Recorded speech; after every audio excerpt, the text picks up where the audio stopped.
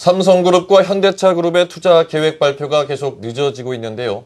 두 그룹 모두 대통령 취임식 후 투자 계획을 내놓을 것으로 보입니다. 네, 이들 그룹은 대통령 취임식이 있는 해마다 사상 최대 규모의 투자를 결정했었는데요. 이번에는 사정이 좀 여의치 않은 것 같습니다. 박병현 기자가 취재했습니다. 삼성그룹과 현대차그룹이 내놓을 대통령 취임 축하 선물에 세간의 이목이 집중되고 있습니다. 두 그룹은 과거에도 새로운 대통령이 취임할 때마다 공격적인 투자 계획을 발표한 바 있는 만큼 이번에도 적지 않은 규모의 선물 보따리를 풀어놓을 것으로 보입니다. 실제 이들 두 그룹은 이명박 대통령이 취임한 지난 2008년 사상 최대 규모의 투자 계획과 채용 계획을 내놨습니다.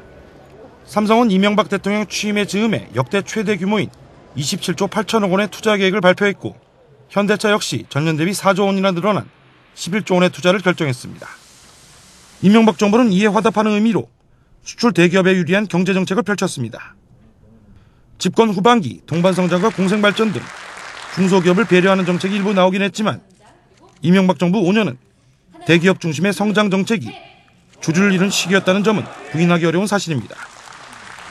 이들 두 그룹은 그러나 이번에는 투자 계획을 선뜻 밝히지 못하고 있습니다.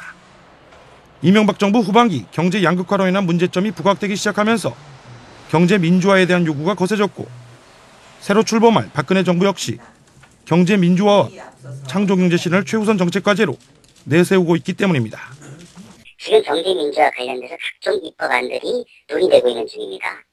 예컨대 기업들은 R&D 투자에 많이 집중을 해서 먹거리 발굴을 위해서 노력을 해야 되는데 R&D 관련된 조세 특례 조항이 일몰될 가능성이 높습니다. 이런 논의가 이루어지고 있다 보니까 R&D 투자 계획이나 수립에 있어서 다소 차질이 있고 있는 거죠. 삼성그룹의 경우 올해 사상 처음으로 50조 원이 넘는 신규 투자를 계획하고 있고, 현대차그룹 역시 사상 최대인 15조 원 이상을 투자할 계획이지만 이것만으로는 뭔가 부족하다는 게 그룹 내부의 분석입니다.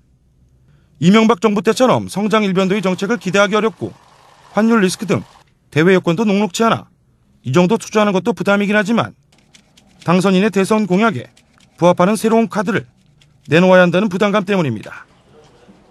이들 그룹은 박근혜 정부 5년을 이끌어갈 새로운 경제팀 인선이 마무리됨에 따라 올해 투자 규모 등에 대한 미세 조정을 거쳐 이르면 다음 주 구체적인 투자 계획을 밝힐 예정입니다. 한국경제TV 박병현입니다.